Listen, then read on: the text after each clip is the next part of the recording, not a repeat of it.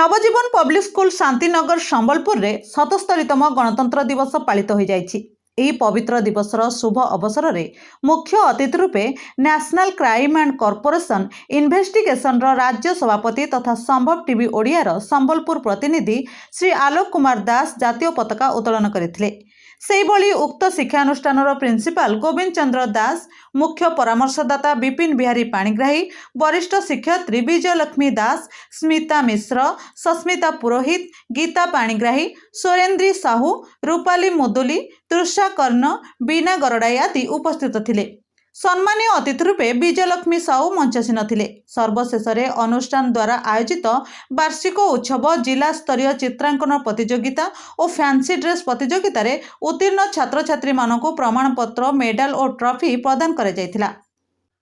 संबलपुर आलोक कुमार दास का report, the news today.